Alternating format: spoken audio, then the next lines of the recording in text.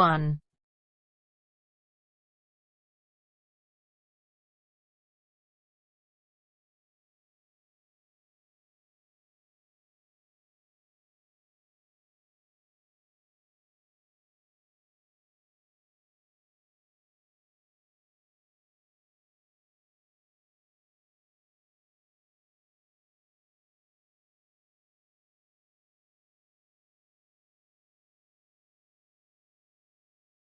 You will hear a number of different recordings, and you will have to answer questions on what you hear. There will be time for you to read the instructions and questions, and you will have a chance to check your work. All the recordings will be played once only. You will hear a customer phoning a company representative to complain about her new purchase. First, you have some time to look at questions 1 to 5.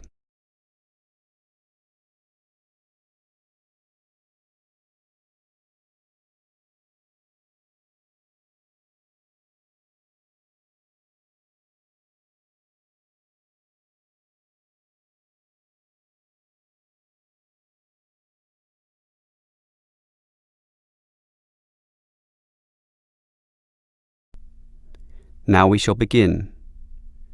You should answer the questions as you listen, because you will not hear the recording a second time. Listen carefully and answer questions 1 to 5.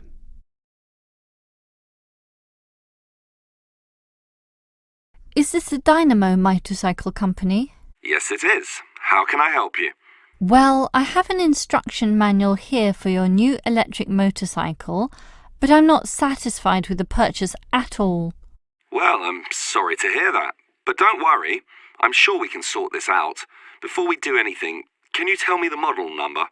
At the top of the instruction manual here it gives the model number RTY34.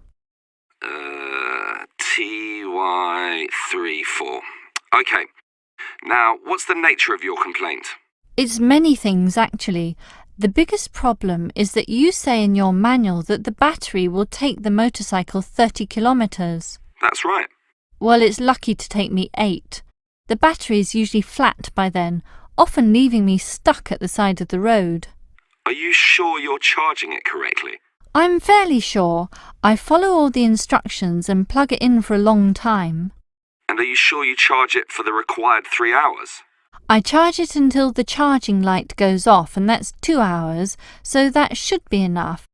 And there's a serious design fault with this motorcycle. When you're riding it, there's no meter to show you how much power is left, so you actually don't know when the machine is going to stop working. There's a voltage gauge.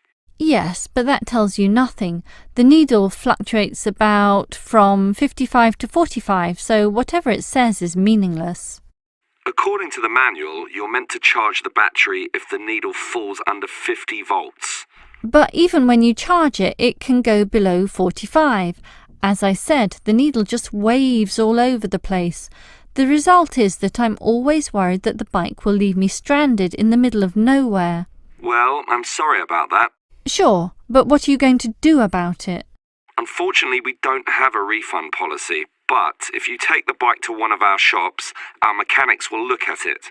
Perhaps there's a problem that we can fix. The gauge, for example. The other problem is the battery. I actually weighed it, and it's almost 6 kilograms, yet you say in your manual that it weighs only 3. I can barely pick the thing up, so it's not 3 kilograms at all. Maybe you purchased the wrong model by mistake. I doubt that very much. Basically, I think I've been defrauded, and I'd like to know what you're going to do about it. All right, I'll put you through to our complaints department. Before you hear the rest of the conversation, you have some time to look at questions 6 to 10.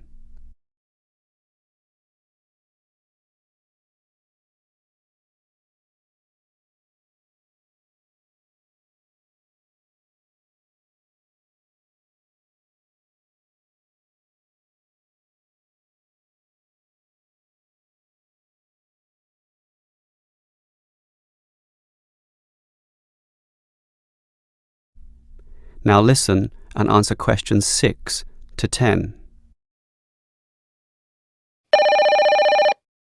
Hello? Complaints department here. Apparently you have a complaint? Yes, I do. Let me tell you all about... It's all right. Our representative has already informed me about your problem. It's probably just a misunderstanding. I'm sure we can work something out. Right now, I need to take down some details. All right. Can I have your name, please? Jessie Parkinson. That's Jessie and Parkinson, Parkinson. Parkinson. All right.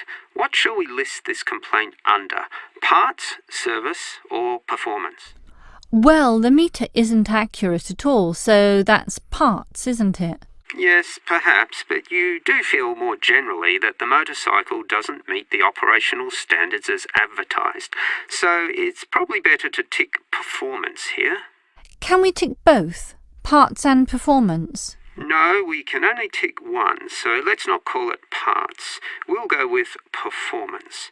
Now, we may post some further forms and questionnaires to you, so would you mind giving me your address? Certainly, it's 45 Melrose Road. Melrose, M-E-L and Rose. OK. Now, your phone number? Just use my mobile phone. That's 0928 982 453. 453. OK. And if we have any follow-up questions, what time is best for ringing you? Morning, afternoon, night time? Well, I work as a secretary from 9 to 5, but I do get a lunch break which gives me some free time. This break used to be 12:30 to 1:30, but then it changed to an hour later, so it's best to ring me at 2 p.m. since the break now starts at 1:30. All right. That's all for now. We just need to do our own investigation and we'll probably ring you back tomorrow. I'm sure we can get to the bottom of this. That is the end of part 1. You now have half a minute to check your answers.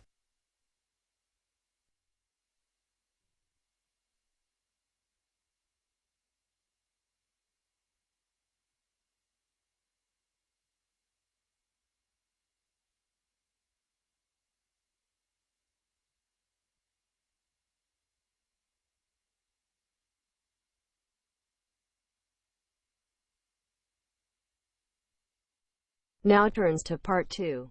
Part 2.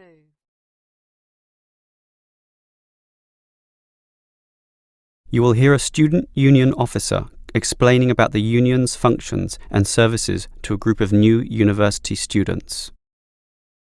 First, you have some time to look at questions 11 to 15.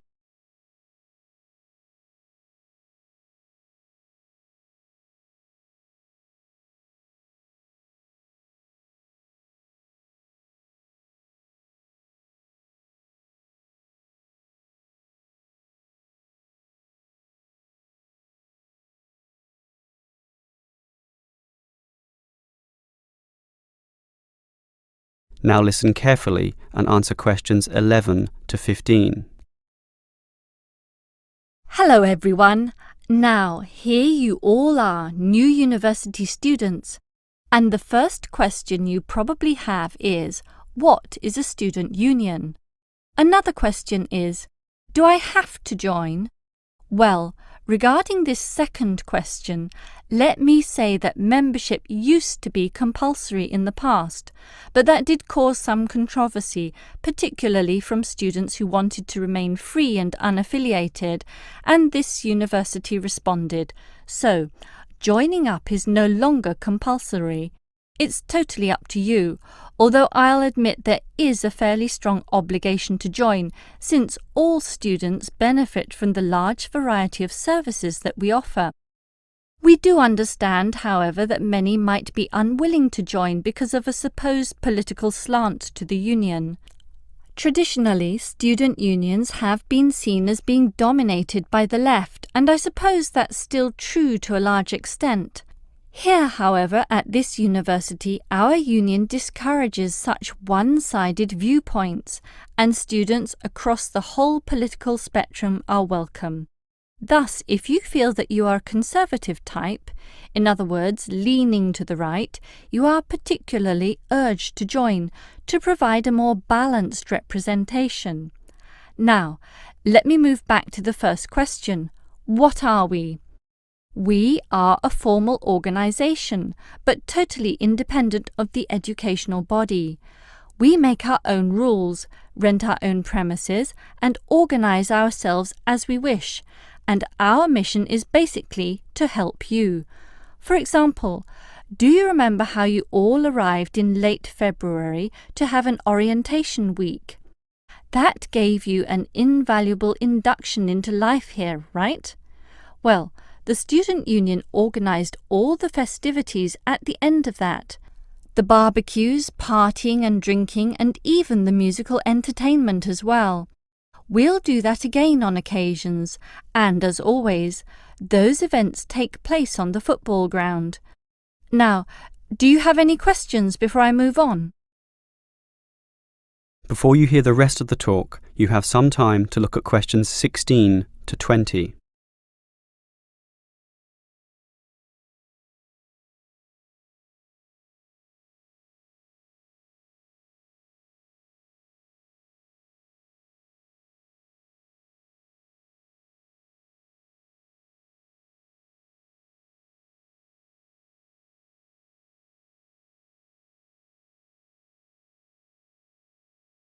Now listen and answer questions 16 to 20. Now, let me tell you more about the student union and its basic functions. In general, there are three: social, organisational, and representational. Let's look at the first one. Basically, the union provides many social outlets for you to relax and have a better life at university. If you go to our union office, you'll find a list of the many clubs and societies we have, where you can make many friends with people who share a common interest. So, after class, sit with them in the cafeteria and discuss whatever takes your fancy. We also maintain sporting facilities and even our own gym, allowing you to relieve some of that pressure and worry after a particularly hard session in the classroom. And we have some small shops and other places where you can buy clothes and sporting gear, in other words, some retail outlets. And if you flash your student union card, you'll get up to 20% discount at the bookshop. But unfortunately, there are no discounts at the union cafeteria. Sorry, no cheap cappuccinos. Finally, there's a student union newspaper, and you're welcome to contribute or put in advertisements if you're buying and selling goods or textbooks. You can also place notices of a more personal nature on the notice board of the union office itself. All right, let's move on to our more serious functions, which are helping you get through life here, as well as representing you in times of trouble. Regarding the second issue, if you have a problem or a grievance, or if you feel under pressure or depressed for reasons both inside and outside the university, for example, perhaps a dispute with your landlord or the people in your local gym, then come to us. We have a range of counsellors and helpers, and even some lawyers, who you can meet in the conference room. So just sip a cup of tea or coffee with them and tell them your troubles, and they'll be all ears. Basically, there's every reason to join the student union, since whatever you need, whether it be social or representational, we will help you. That is the end of part 2. You now have half a minute to check your answers.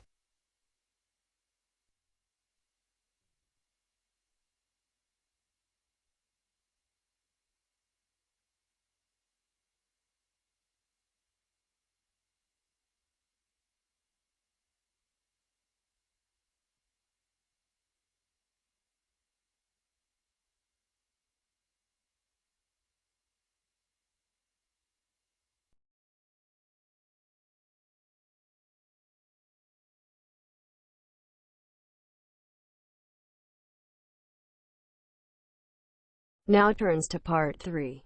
Part 3.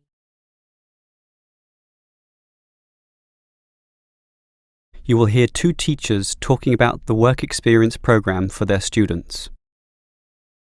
First, you have some time to look at questions 21 to 25.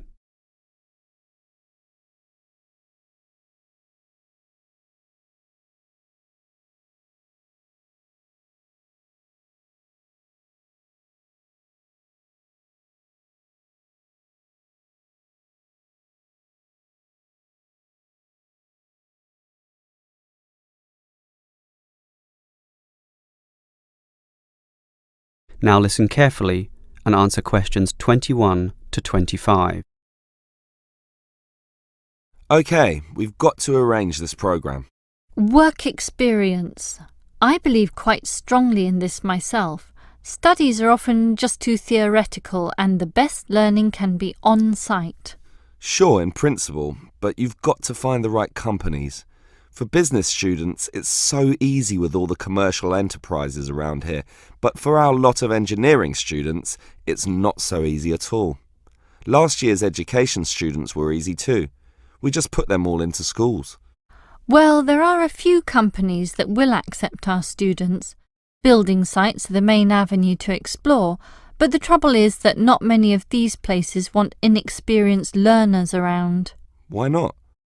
Last year when I did this, I think these companies were worried about accidents.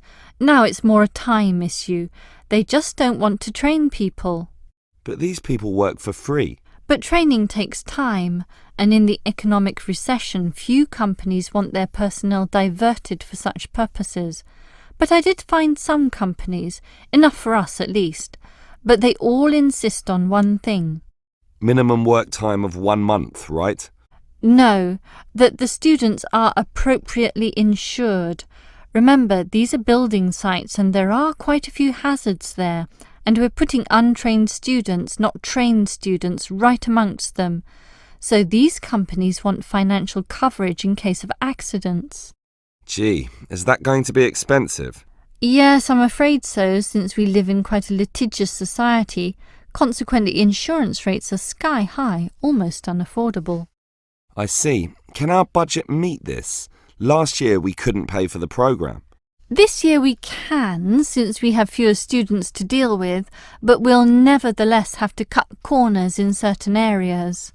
I never like it when that happens. Neither do I. In which areas do we need to economise? Well, the payment to students is not going to change. After all, they won't do this work unless they can get some money. We'll also continue to subsidise their travel as we did last year. Last year we gave them a completion bonus too. It was a big success. Made them go through the whole month. But not this year. We'll impress upon the students that possible failure could result if they don't finish the whole term. OK, I trust that will work. Before you hear the rest of the conversation, you have some time to look at questions 26 to 30.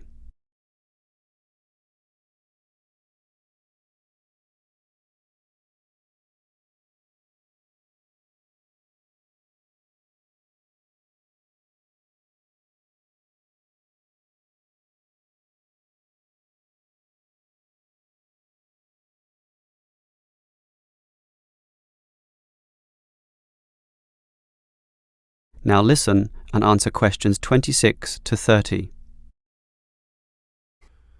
The most important issue for me about this work experience program is which companies are getting involved, and that was your job. What companies did you find? Right, 4 companies are prepared to help out. Hepplewhite Distilleries, AJ & Sons Engineering, Johnson Demolition, and Sansoni Security. How many students can they take? Hepplewhite can take 5. No, 6. 6. Sorry, 5. It's limited at the moment by the winter, since beer drinking is lower around this time. As for AJ & Sons, that would be 7. Last year it was 17. Not this year, I'm afraid. The other 2 places are 6 and 6, which makes up everyone, 24 of them. Right. What about starting dates? That's the problem. They cannot all start and finish on the same date, which makes this a little hard to dovetail with the academic semester. Hepplewhite can accept its cohort around August 15th. AJ are a little later, starting 5 days later, in fact. The 20th? Actually, the 21st is what they said. And the other two? The demolition company can start earlier, the start of the month, the 1st, and the security firm will start 3 days later on the 4th. OK, that sounds good. And will all our students work for 1 month? Well, remember, it doesn't have to be a full month, but just long enough to meet syllabus requirements. So, how long is Hepplewhite going to use these students? They said 3 weeks, maybe 4 weeks if we want it. We want it. Tell them the longer option is necessary. Sure. I think they'll accept that. The students will probably buy some of their product, which will make the owners happy. As for the engineering company, it's giving 24 days. That's fine. And the demolition company? They're saying 2 weeks, 14 days. Impossible. The students can't complete their projects in such a short time. You'll have to be stronger. Tell them minimum 18 days. All right. The owner seems reasonable. He'll probably accommodate us if I throw in a few incentives.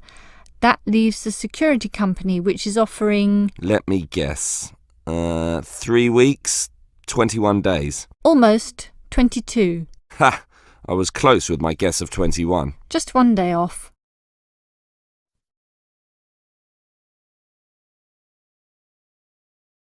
That is the end of part 3. You now have half a minute to check your answers.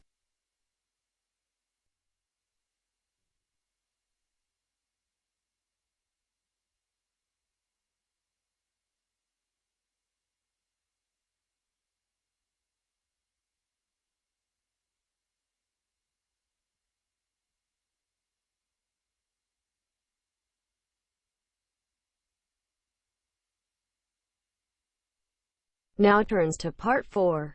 Part 4.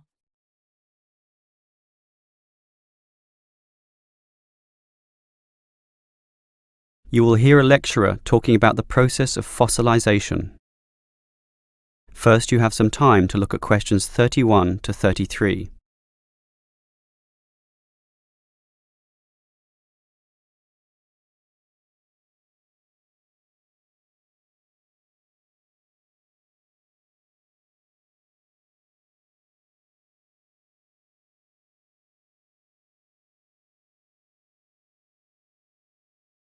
Now listen carefully and answer questions 31 to 33. The foremost exhibition in any great natural history museum is almost invariably a skeleton of a large dinosaur, often the famous Tyrannosaurus rex, or T-Rex as it's usually known. Thus, one would think that these skeletons are plentiful, one for each museum, and more to spare in the basement. Well, here's an interesting fact. Almost every one of those T-Rex skeletons are just copies of the original fossils, and we only have 20 sets of these in the whole world. And the most complete is still missing 1/5 of its bones, and the rest are missing a lot more. And given that these dinosaurs once numbered in the thousands and existed on this earth for perhaps 3 million years, you can realize an obvious fact. Fossilization is actually an extremely rare occurrence.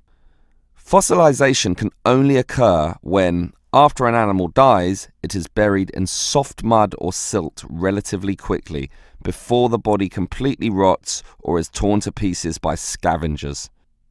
Given this fact, the overwhelming majority of fossils are in marine sediment, where former marine life sank to the sea bottom, where sediment was being continually deposited. This means that we have a fairly good idea of the life in Earth's ancient oceans, but a much sketchier view of the land-based life forms. Fossilization on land needs water and mud, meaning that it is most often near ancient river sites and lakes. But it is still so rare that there are, in fact, large stretches of geological time about which we don't quite know what was happening at all. Before you hear the rest of the lecture, you have some time to look at questions 34 to 40.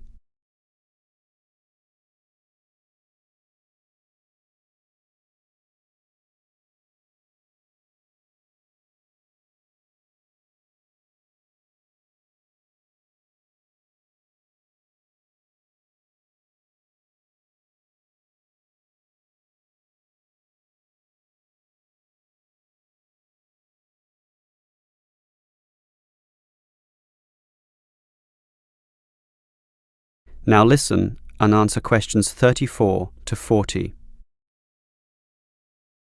So, given that fossilization is so rare, the natural question is, what can increase its odds? Well, fossilization mostly occurs with organisms which meet three basic criteria. 1. They must have hard body parts, for example, shells, plates, bones, and teeth. Unfortunately, the soft parts just rot away far too quickly to be fossilized. And I say unfortunately because it is often the soft fleshy features that most interest us. An elephant's trunk, for example, would not fossilize, and from the skeleton alone, we would never know the trunk was there. The second criterion for more likely fossilization is that the organism in question must have existed in considerable numbers and be spread over a wide geographical range. This simply increases the statistical probability that one of them will one day be fossilized and hopefully found. Finally, and by the same logic, the species needs to have existed on the Earth for a long time, and the longer, the better. So, these are the three main criteria, but there are others. Being a large size, for example, helps us to notice and discover them as fossils more easily, and being a marine organism, as mentioned, helps also. Trilobites, a strange sort of ancient crab, are a perfect example. Their body structure was one of hard plates. They existed over virtually the whole world of their time and over a huge span of geological history, over 250 million years in fact, one of the longest ranges of any creature ever. Added to this, some species could grow to relatively large sizes, and they lived in the sea. Perfect. These creatures meet all the criteria, and as a result, museums all over the world are spilling over with trilobite fossils of all shapes and sizes. As far as fossils go, they are common. So, let's think about T-Rex once again. It too basically meets all the criteria that we mentioned. It has hard parts, being the bones, had some dispersion, and had been around for a long time, although it cannot compare to trilobites in this respect. However, it does have one important advantage over trilobites. It is large, very large, which means we can discover it far more easily than many other fossils. And here's another advantage. Dinosaur hunters are a dedicated and fanatical breed, continually at work in all the likely sites of the world. Basically, us human beings are fascinated by these creatures. So much that we are always searching for them, probably more than any other types of fossil, meaning that more T-Rexes will inevitably spring up in the future, and one is certainly glad for this. That is the end of part 4. You now have half a minute to check your answers.